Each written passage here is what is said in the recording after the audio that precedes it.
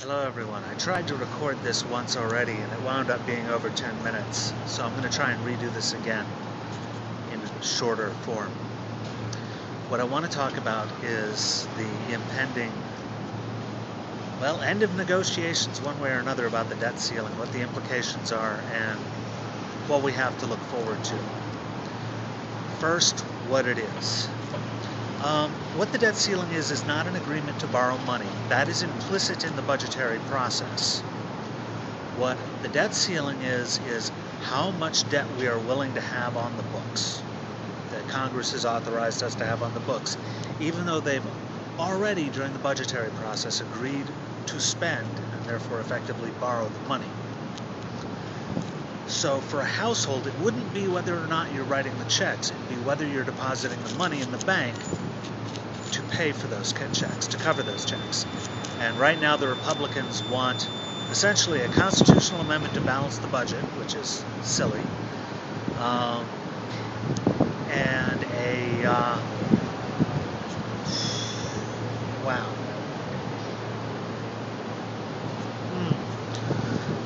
By the way, there's only one other country, and that's Denmark, that has a debt ceiling.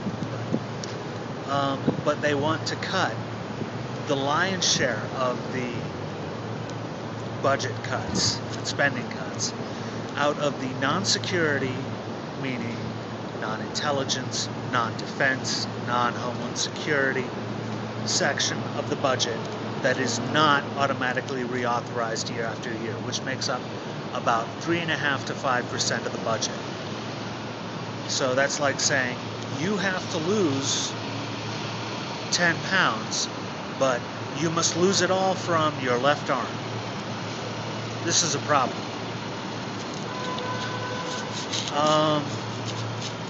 As to what the implications are, well, the United States finances most of its debt through bonds, like mostly U.S. Treasuries. U.S. Treasuries are considered the safest investment in the world because, well, the United States has a fiat currency and a huge military, so the odds of us going anywhere are very slim unless we have a bunch of idiotic Randian theocratic fucktards who want to decide to not pay our debts, which was unthinkable until I think it was 1996 Congress. I don't know, it was under Bill Clinton. It was Bill Clinton and Newt Gingrich facing off. And then now it is Obama and the Republican Congress. So the problem is that the interest rates for everything are determined by how safe they are. This includes treasuries. Treasuries have very low interest rates, meaning if I give you money to buy a treasury, you will give me very little interest for loaning you that money if you're the U.S. government. But the riskier that asset seems to become, the more money you would have to give me for me to loan you money to begin with. Treasuries become riskier. It costs the U.S. government more money to borrow money. That's the same thing. Effectively, the credit rating of the U.S. government would go down. So if your credit rating goes down, you have to pay more on your credit card because you are viewed as a higher risk.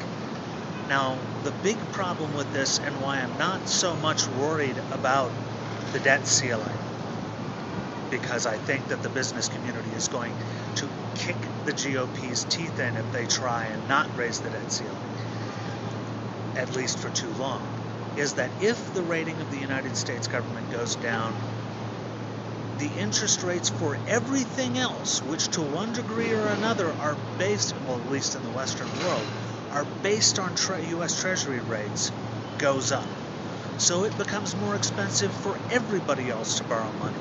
So everybody who is already borrowing money and needs to pay money back or roll over debt, all of a sudden needs to borrow more, which means they have less to spend on infrastructure or business investment or salary or whatever. and we get into another economic downturn or depression. That's not going to go over well. That prospect isn't going to go over well. So really, what the GOP is doing and what I thought they realized 2 months ago when both Boehner and McConnell said, oh, of course we're going to raise the debt ceiling, is that to not raise the debt ceiling is to bet the political future of your party. I didn't think they were willing to do this. I still don't, but the possibility is still there. Really, it's too late for us to do anything. If you have any extra spending cash, I would hang on to it. It'll all play out within the next month or so, at least. In major form it will. And then we will know what we need to do. But we should be okay. Because I have yet to see the Republicans do anything absolutely and thoroughly suicidal.